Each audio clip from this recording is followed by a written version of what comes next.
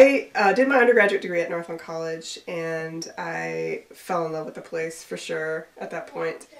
And I had interned on a couple farms while I was in college, so I knew I was going to move back. So I went to grad school, worked in Chicago for a while, and was looking for land up here, and found this place over by Port Wing, and it had sold really quickly. But the agent was like, well, you should come check out this other place. So I drove up here. I think it was actually this time of year. I think it was March. You know, gray as anything. Just the snow is nasty.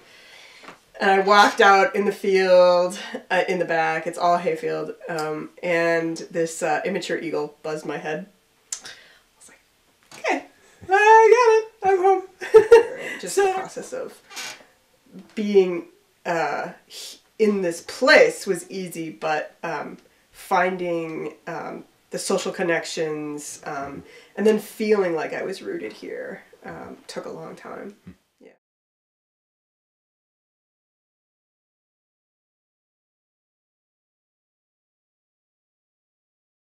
I knew that I could make it here when I moved back because there was a bookstore, a coffee shop, and a really great theater. And Stage North was brand new when it kind of got started when I moved, when I was up here. So that was a second great theater. So, my citified, things that I value, I think those were the indicators that it was going to be a pretty awesome place to be.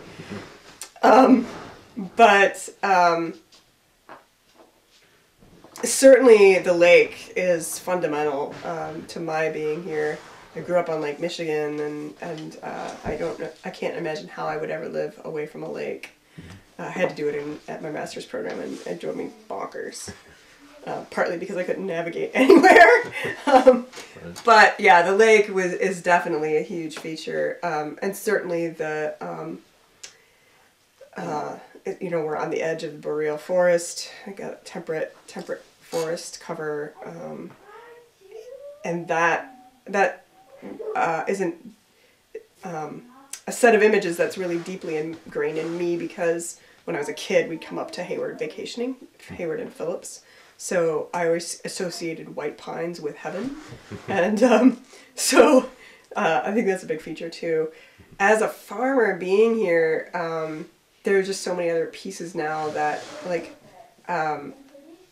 when I go back to visit Chicago and I drive back up here, I can smell, the springtime or something, I can smell when the earth changes to clay, when you get that real iron smell. And that, to me, is home for sure. The red sticky gumbo.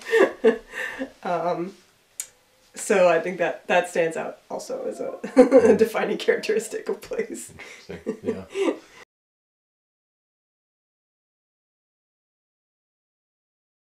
The farm itself is haven. It's restoration for me. It's certainly identity. It's the absolute ground of creativity. It is, so much of my meaning is coming out of this farm. I've wanted to be a farmer since I was in 6th grade, before I knew what the word was. You don't know the word farmer when you grew up in Chicago. And so that, for me, it's been it's become a huge piece of my life, obviously, but it's my positive way of interacting with the challenges that we face on a global scale. I can, as a farmer, I could put my energy into doing something nurturing, in the face of climate change, in the face of biodiversity loss, in the face of social injustice, all of those things. So it's my response to the world, basically. So it's definitely my my whole social ground, as well as my entertainment and my nourishment, physical and spiritual nourishment, and I can't imagine living anywhere else ever. I'm pretty well rooted here. Traveling, yes, no problem, but you know, and maybe even a sabbatical somewhere, but yeah, deep roots now. Yeah.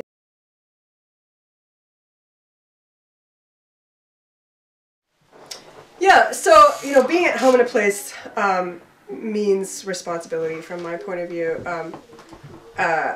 Daniel Wildcat has a quote. It's something like, perhaps if we are going to focus on all of our inalienable rights, that we start talking about our inalienable responsibilities to go along with them. And so I think about responsibility in a couple of different ways. One is responsibility to the land, and the way that I'm choosing to farm has changed a lot since I moved here and started. So the farming part of it has been a process of listening to the land, literally, or touching it, or, you know, just being aware of it, observing it, and trying to figure out how best to approach it in a way that can build biodiversity. You know, I'm really interested in seed protection. I got a perfect site for raising seeds here because I'm pretty isolated. So that's becoming more and more important to me too.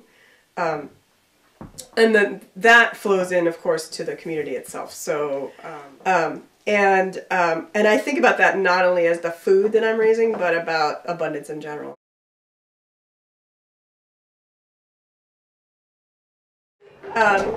Every so often, you know, I'll bring, I don't have tobacco leaves usually, but I'll bring sage or something out and just sprinkle some ashes out, usually in the spring before I start planting, and then in the fall at the end. The other big set of rituals is usually around the equinoxes and the solstices. I'll have potlucks or, you know, some of those moments in time, Halloween time, you know, and that kind of thing.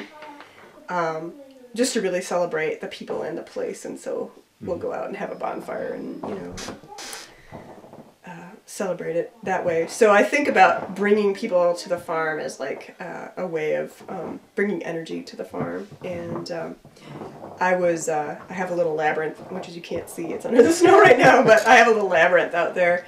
And so for the longest time, every time people came over for a potluck, I would ask them to bring a rock with them, you know, some kind of bread loaf shaped sized rock. So I built the labyrinth that way, as well as just as I went around the Lake Superior area, just collected rocks for it, you know, so kind of bringing that here. Having a sense of gratitude for what this place does is sort of a continual process for sure. And nature just surprises you, you know, and so the more time I spend here, the more that grows, that sense of gratitude and the sense of surprise. So I think about that as an ongoing ritual too.